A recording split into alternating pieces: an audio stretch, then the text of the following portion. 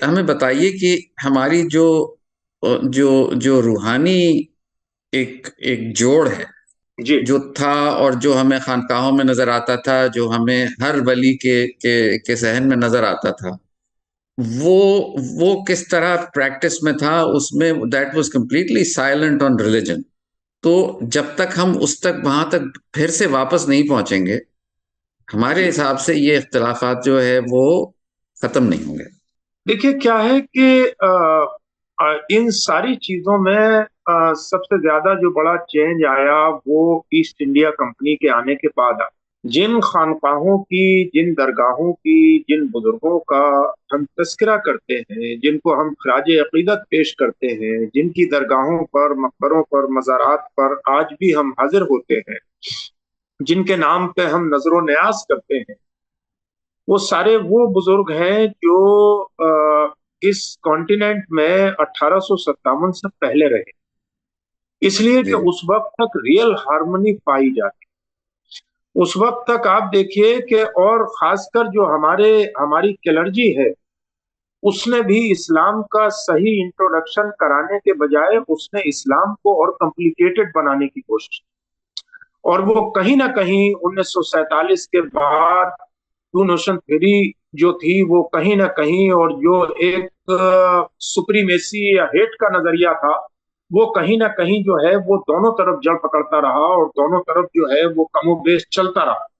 اور اس کو توڑنے کے لیے علماء کرام نے بھی، اس لیے ہمارے یہاں جیسے کفو کے سلسلے، چاہے علماء دیوبند ہوں یا علماء بریلی ہوں، وہ دونوں ہی جو او بی سی کیٹیگری میں آنے والے مسلمان ہیں، ان کو ان کو ان کو حقیر سمجھتے ہیں.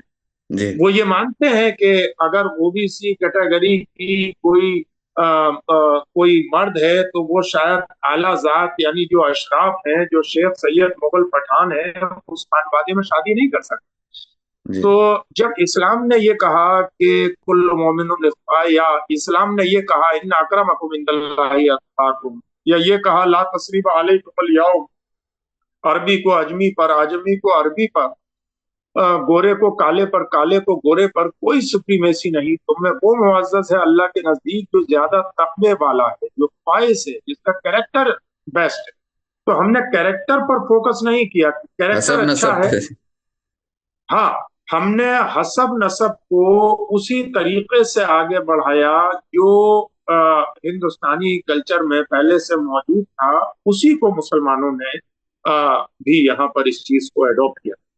اور دوسری چیز یہ تھی کہ جو ہماری خانقاہیں ہیں، پھر وہ کمرشل انٹرسٹ کا ذریعہ بن گئی لوگوں کے لیے. جو لوگ وہاں پر ہیں یا جو لوگ خدمات انجام دے رہے ہیں، ظاہر ہے کہ جو وہاں کے کسٹوڈین ہیں، وہ ایسے ادارے نہیں کھول سکے، ایسے سینٹر قائم نہیں کر سکے جن سینٹر سے وہ روحانی تربیت ہو لوگوں کی. وہ اس طرح کے میڈیٹیشن سینٹر نہیں بنا پائے، وہ مراقبہ سینٹر نہیں بنا پائے، وہ اس طرح کے ہارمونی سینٹر نہیں بنا پائے، وہ اس طرح کے ایجوکیشن سینٹر نہیں بنا پائے کہ جو ان بزرگوں کی تعلیمات ہیں ان کا درس بھی وہاں پر دیا جائے اور اس کو پریکٹیکلی بھی دکھایا جائے. کیونکہ جن میں کوئی ظاہر ہے فرق کہ نہیں ہے. ہر چیز میں یہ صرف ہمارے یہاں نہیں ہے، بلکہ بیشتر جگہوں پر چیزوں کا جو کمرشلائزیشن ہوا ہے، اس میں آپ کو بہت ساری شفافیت اگر کسی جگہ نظر آئے گی تو آج بھی دیکھیے کہ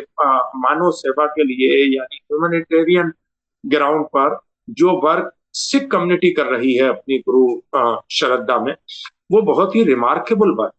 جی جس طرح سے چیریٹی کا کام جین کمیونٹی کر رہی ہے وہ بہت ہی ریمارکیبل ہے اپنے آپ. جس طریقے سے چیریٹی کا کام فارسی کمیونٹی کر رہی ہے وہ ریمارکیبل ہے اپنے آپ. جس طرح ایجوکیشن ڈسپلن کو کرسچن کمیونٹی آگے بڑھا رہی ہے وہ ریمارکیبل ہے اپنے آپ. اور جس طرح برسوں برس سے، یعنی ہندوستان کی ہزاروں سالہ تاریخ میں برہمنس نے ایجوکیشن کو پکڑ کے رکھا، اس لیے ان کے ایجوکیشن کی مثال جو ہے وہ صوفیہ کرام بھی دیتے تھے. حافظ شیرازی نے بھی برہمنس کا اپنی شاعری میں ذکر کیا، مولانا جلال الدین رومی نے بھی ہندوستانی برہمنس کا ذکر کیا، امیر خسرو نے تو پوری کتاب لکھی. اسی طریقے سے جو یہاں کا کائس سماج تھا وہ بھی بہت زیادہ ایجوکیشن سے جڑا ہوا تھا. جو یہاں جو جین سماج ہے یا مارواڑی سماج کہلاتا تھا وہ کامرس کے ساتھ جڑا ہوا. تو یہ جو کمبینیشن تھا مغل ایرا میں سرکار چلانے کا وہ اکیلے مغلوں کے ہاتھ میں نہیں تھا. جی اگر اس وقت مغلوں کے اور راجپوتوں کے ہاتھ میں حکومت اور آرمی ہوا کرتی تھی تو وہیں جو بیوروکریسی کا سسٹم تھا وہ اس وقت بھی اور ایجوکیشن کا ہمارے ہندوستانی برہمنس کے ہاتھ میں تھا. اور وہاں پر جو کاروبار تھا وہ یہاں کا بزنس وہ یہاں کی جو کائس سماج ہے وہ اس میں بہت انوالو تھا. اور اس کے ساتھ ساتھ جو ہے وہ جو مارواڑی سماج ہے وہ یہاں کے اکنامیکل افیئرس میں جی بہت. تو جو لیڈنگ کمیونٹی آپ کو آج نظر آتی ہے وہی لیڈنگ کمیونٹیز اس وقت بھی ان کا وہ کمبینیشن چل رہا جی کہ.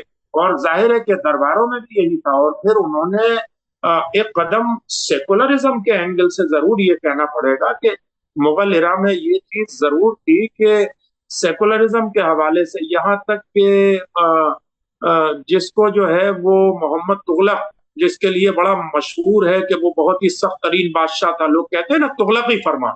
جی اگر کوئی بھی ڈکٹیٹرشپ کی بارے میں کوئی بات کرے تو لوگ کہتے ہیں کہاوت ہے کہ بھئی یہ تغلقی فرمان ہے اس جی کو تغلقی فرمان کو پیش مت کیجیے.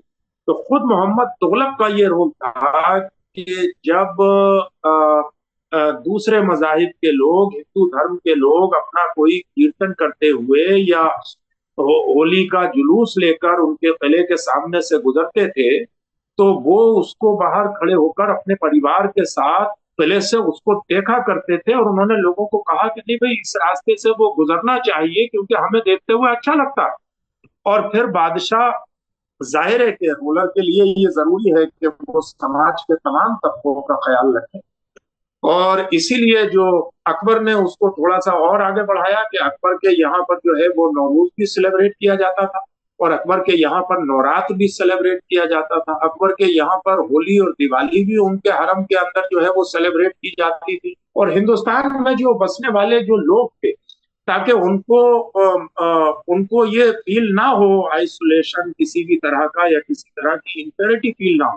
اور اسی لیے مغلیہ عہد میں چاندنی چوک کے اندر دلی میں جو عمارات بنی ہیں اس کو آپ ہارمنی کی بہترین مثال قرار دے سکتے ہیں جہاں سامنے ایک طرف سینٹر میں مسجد فتح پوری ہے اور روڈ کے دونوں سائڈ میں ایک طرف گردوارا ہے ایک طرف جین ٹیمپل ہے ایک طرف بدھسٹ کا بھی وہ وہاں پر ہے اور کرسچنز کا چرچ بھی وہاں پر ہے. تو آل میجر ورشپ پلیس ایک روڈ پر 1 کلومیٹر کے دائرے میں اگر کہیں پر ہندوستان میں تعمیر کی گئی تاریخی اعتبار سے جس کو ایک بہترین مثال کہا جا سکتا ہے ہارمونی کی تو وہ خود چاندنی چوک کے اندر یعنی لال جی قلعے کے سامنے کی گئی. اور صوفیہ کرام نے کیا کام کیا کہ صوفیہ کرام نے اپنے دروازے تمام لوگوں کے لیے کھولے. صوفیہ کرام اس سے اور ایک لیول آگے تک گئے. انہوں نے انسانیت کو اس طرح گلے لگایا اور انسانیت سے اتنی محبت کی کسی بھی انسان کی ذات دھرم مذہب اس کا کلر اس کا فائنینشیل اسٹیٹس اس کا سوشل اسٹیٹس جانے دینا کیونکہ وہ انسان کے دل پر غور کیا کرتے.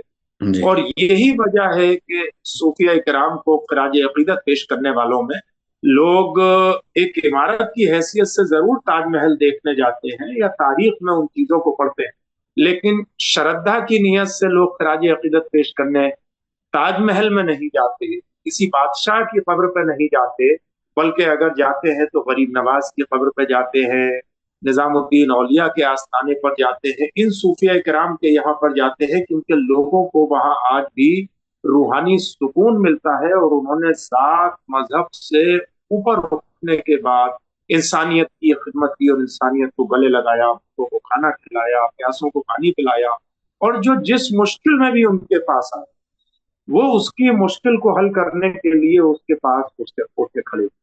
تو یہ جی بنیادی چیز تھی. اس کو فارسی کے ایک بزرگ نے اس کو لکھا ہے کہ ہر کس بردر می آیت یعنی آپ کے در پر آپ کے دروازے پر جو بھی آئے نانش بدہی و نامش نہ پرسی، یعنی اس کو آپ روٹی دیجئے، اس کا نام مت پوچھیے یا اس جی کا مذہب مت پوچھیے۔ جی